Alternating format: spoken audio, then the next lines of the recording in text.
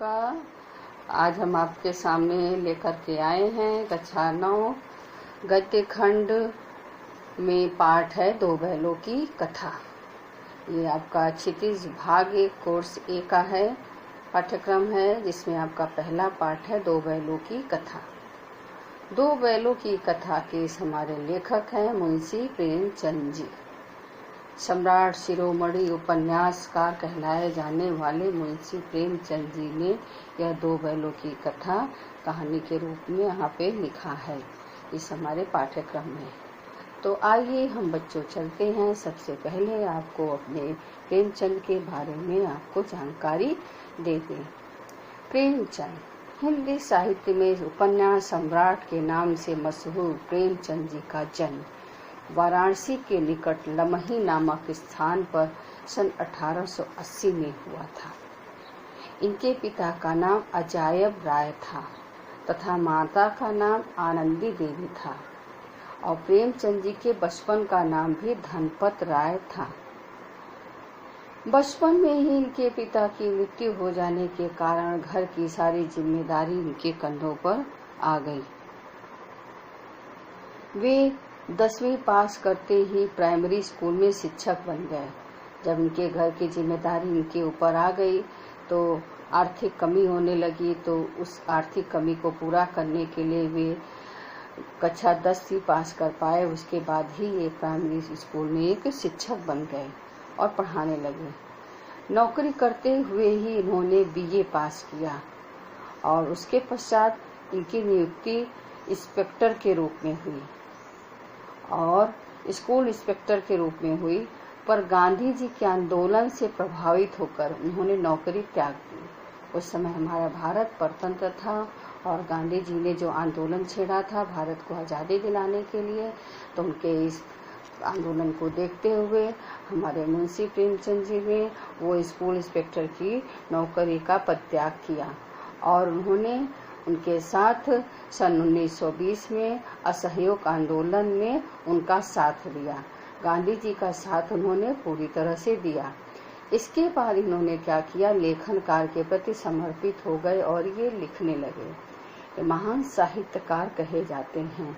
जिस तरह से उपवन में अनेक प्रकार के फूल खिलकर उपवन की सुंदरता बढ़ाते हैं, किंतु जिस प्रकार गुलाब का स्थान उपवन में अद्वितीय होता है, गुलाब का अपना अलग ही महत्व होता है, उसी प्रकार हिंदी साहित्य की वाटिका में हमारे प्रेमचंद का नाम जो है गुलाब अपनी सुगंध से पूरी वाटिका को महका देने वाला था। इन्होंने क्या इसके बाद जी संघर्ष करते हुए इनके साहित्यकार का निधन, हमारे मुंशी प्रेमचंद जी का निधन सन 1936 ईस्वी में हो गया। अब आते हैं हम इनके रचना परिचय में। रचना परिचय में आते हैं प्रेमचंद जी हिंदी साहित्य के सर्वश्रेष्ठ कहानीकार माने जाते हैं। उन्होंने लगभग 300 से अधिक कहानियां तथा 11 उपन्यास लिखे हैं। उनकी कहानियों का संग्रह मानसरोवर के नाम से 8 भागों में संकलित है और उनकी रचनाएं निम्नलिखित है। रचनाओं में इनके उपन्यास हैं गोदान, सेवा सदन, प्रतिज्ञा, प्रेमाश्रम, वरदान, कायाकल्प, निर्मला, रंगभूमि, गबन तथा कर्मभूमि। जिसमें गबन, गोदान, रंगभूमि, कर्मभूमि, सेवा सदन, प्रेमाश्रम, कायाकल्प, निर्मला, ये इनकी बहुत प्रसिद्धि इनकी उपन्यास हैं। कहानियों में इन्होंने कफन है, नवनिधि प्रेरणा है, प्रेम प्रसून, प्रेम पच्चीसी, मनमोहक, समर यात्रा, सप्त सरोज, अग्नि समाधि, प्रेम गंगा और सप्त सुमन आदि ये इनकी कहानियां हैं। नाटक में इन्होंने करबला, प्रेम की वेदी, संग्राम और रूठी रानी। संपादन कार्य हंस, जागरण, माधुरी आदि पत्रिकाओं का इन्होंने संपादन किया। ये हमारी जो पत्रिकाएं थी इनमें इन्होंने संपादन का कार्य करते थे। क्या नाम था उनका? माधुरी, जागरण और हंस। निबंध में इन्होंने कुछ विचार लिखे हैं। इस तरह से इनकी साहित्यिक विशेषताओं में राष्ट्रीय जागरण और समाज सुधार को अपने लेखन का प्रमुख विषय बनाया है और उनके लेखन में देश प्रेम एवं देशभक्ति का स्वर होने के कारण अंग्रेजों ने उनकी कृति सोजे वतन को जब्त कर लिया था। इनकी जो रचना थी सोजे वतन, उसे अंग्रेजों ने जब्त कर लिया था। उन्होंने दीनहीन किसानों, ग्रामीणों तथा शोषितों की दुर्दशा का चित्रण अपने लेखन में किया है। इनके लेखनकार में उन्हें जो दीनहीन किसान हैं, ग्रामीण हैं, शोषित स्त्रियों पर, इन सब पर इन्होंने बहुत अच्छे से इनका चित्रण किया है। उन्होंने किसानों की समस्याओं, उनकी ऋणग्रस्तता, जैसे कि गबन में ही है, किस तरह से ऋण से मुक्त हो जाता है, अपने गाय तक को उसने गबन कर रख देता है। इस तरह से बहुत बढ़िया इनका उपन्यास है ये, आप लोग जरूर पढ़िएगा बच्चों। इनकी जो है अशिक्षा कलावां समाज में व्याप्त बुराइयों, दहेज, नशाखोरी, शोषण, बेमोल तथा बहुविवाह, ऊंच नीच, छुआछूत आदि पर भी इन्होंने प्रभावशाली साहित्य सृजन किया है हमारे प्रेमचंद ने। बच्चों, हम ज़्यादा विस्तार से आपको नहीं बताएंगे, आपको संक्षिप्त में हम बता रहे हैं, लेकिन उपयुक्त जो हमने इनकी रचनाओं के नाम आप लोग को बताए हैं, आप इनको अवश्य कहीं से कहीं ये करके पढ़िएगा और देखिएगा। खास तौर से इनकी गबन और गोदान जो है, ये उपन्यास इनके बहुत ही प्रसिद्ध हैं। उसके बाद आती है भाषा शैली। भाषा शैली में प्रेमचंद का साहित्य जनसाधारण का साहित्य है। उनके साहित्य की भाषा सरल, मुहावरेदार तथा व्यवहारिक शब्दों से युक्त है। अभी आप देखेंगे इस पाठ में आपको बहुत मुहावरे दिखाई देंगे। मुहावरों के माध्यम से इन्होंने पाठ को व्यक्त किया है। तो इनकी भाषा शैली में मुहावरेदार, व्यवहारिक शब्दों से युक्त है। उन्होंने लोक भाषा में साहित्य सृजन किया है। उनके पात्रों की भाषा वातावरण तथा मनोदशा के अनुकूल है। वे बड़ी से बड़ी बात को भी सरल शब्दों में और संक्षेप में कहने में सिद्धहस्त है। ऐसा कहा जाता है कि वे बड़ी से बड़ी बात को भी वो सरल शब्दों में संक्षेप में कह करके सिद्ध करने में वो माहिर है। इन्होंने अरबी, फारसी, अंग्रेजी के प्रचलित शब्दों का अपने लेखन में प्रयोग किया है। अरबी, फारसी, अंग्रेजी भाषाओं का अपने लेखन कार्य में प्रयोग किया है। इससे भाषा इनकी सजीव, प्रवाहमयी तथा व्यवहारिक बन गई है। तो इस तरह से हमारे प्रेमचंद जी ने जो उपन्यास, कहानी, नाटक, निबंध आदि लिखे हैं, इसमें इन्होंने अपनी भाषा शैली का सरल, मुहावरेदार, व्यवहारिक भाषा का प्रयोग किया है और प्रवाहमयी भाषा है, और उन्होंने बहुत ही सरल शब्दों से समझाया है।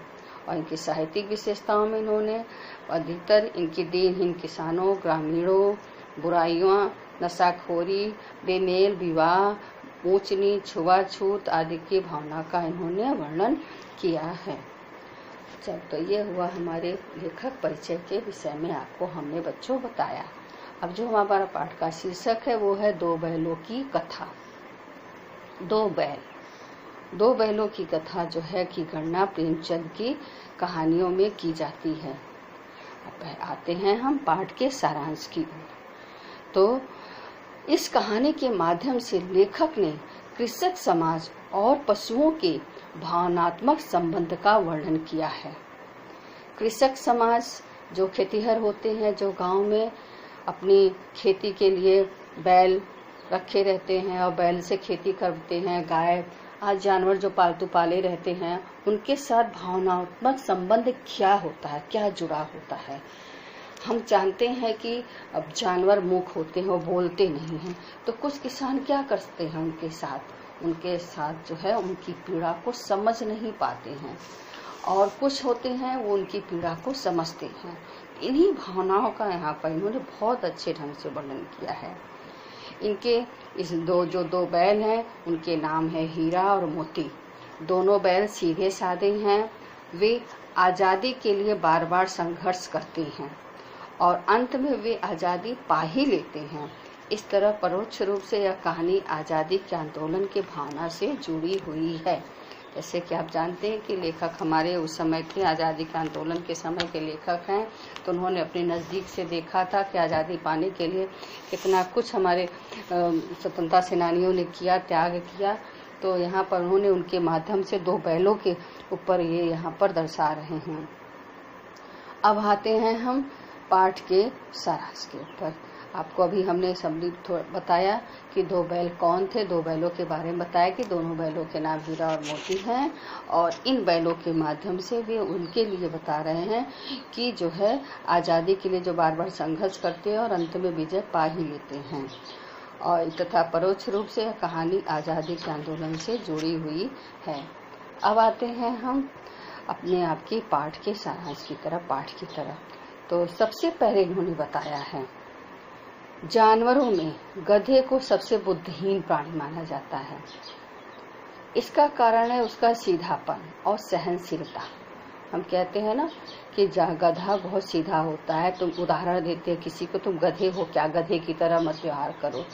गधा क्या होता है, बहुत सीधा होता है, उसके ऊपर चाहे जितना बोझ रख दिया जाता है वो उफ तक नहीं करता है और लाइट होता रहता है। तो लेकिन हमारे प्रेमचंद जी अनोखे हैं, उन्होंने यहाँ पर इसमें गधे की तुलना ऋषि मुनियों की श्रेणी में ला दिया है। उनके लिए लाभ हानि सुख दुख सब कुछ बराबर है। सीधेपन और सहनशीलता के कारण भारतीयों को अफ्रीका और अमेरिका में असभ्य और बुद्धिहीन समझा जाता था। यहाँ पर इस गधे के माध्यम से समझा रहे हैं कि सीधेपन और सहनशीलता के कारण हमारे भारतीय बहुत सीधे हैं, बहुत सहनशील शक्ति है उनके अंदर। इसके कारण अफ्रीका और अमेरिका में इन्हें असभ्य और बुद्धिहीन समझा जाता है। तो गधे से कुछ कम सीधापन क्या है, तो गधे से कुछ कम सीधापन कौन है, उसका भाई है, जिसे क्या कहा जाता है, बैल। अब देखिए, पहले इन्होंने गधे को सबसे मूर्ख बताया, बुद्धिहीन प्राणी बताया, और उसके बाद बता रहे हैं उससे भी ज्यादा मूर्ख कौन है, बैल। परंतु गधे को एक तरफ बुद्धिहीन बता रहे हैं, दूसरी तरफ ये कह रहे हैं गधे को बुद्धिहीन प्राणी को इन्होंने ऋषि मुनियों से श्रेणी में ला दिया कि जैसे ऋषि मुनि सीधे साधे होते हैं उसी तरह हमारे गधे जानवर भी होते हैं। तो उससे भी ज्यादा उसके बड़ा कौन होता है मूर्ख, हमारा बैल। परंतु यह कभी कभी अड़कर अपना असंतोष भी पकड़ कर देता है, इस कारण उसका ध्यान स्थान गधे के ऊपर है। तो अब आते हैं इन बैलों के परिचय के बारे में। बैल थे कौन, किसके यहाँ थे, किसकी ये कहानी है, किसके घर की कहानी है। झूरी काछी के 2 बैल थे जिनका नाम था हीरा और मोती। ये पछाई जात के बैल थे।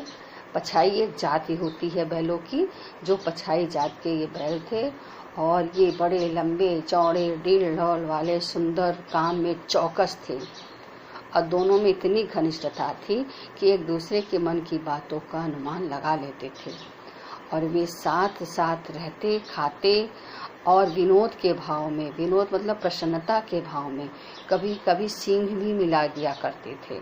सींग मिला देने का मतलब कि एक दूसरे से प्रेम मिलाप करते थे, और एक दूसरे से काम का जोर अपने कंधे पर लेने की कोशिश करते थे। पहला हीरा सोचता था ज्यादा से ज्यादा काम हमारे ऊपर है, मोती सोचता था ज्यादा से ज्यादा बोझ मेरे ऊपर है काम का। इस तरह से दोनों एक दूसरे की बहुत सहायता करते थे और दोनों एक दूसरे का बहुत ध्यान रखते थे। दिन भर जो है झूरी काछी ले जाता था, उनसे काम करवाने के बाद वे ले आता था तो झूरी काछी उनका बहुत ध्यान देता, तो उन्हें अच्छे से खिलाता था, नाद में भूसा और खली चोकर के साथ उन्हें खिलाता था। और दोनों बैलों से दोनों झूरी काछी बहुत प्रेम करता था। वे दोनों बैलों को अपने प्राण की तरह मानता था, और दोनों बैल भी बड़े खुश थे अपने मालिक के घर में, और अच्छे से काम में चौकस थे, और वे मुस्तैद थे काम में और काम करते थे। और दोनों जो है शाम को आते थे तो एक दूसरे के नाद में मुंह डालते और साथ ही मुंह उठाते थे। इस तरह से दोनों बैल बड़े खुश थे। अब बच्चों, आज का दिन आपका यहीं पर समाप्त होता है। अब हम आपको आगे का अपनी अगली कक्षा में आपको बताएंगे।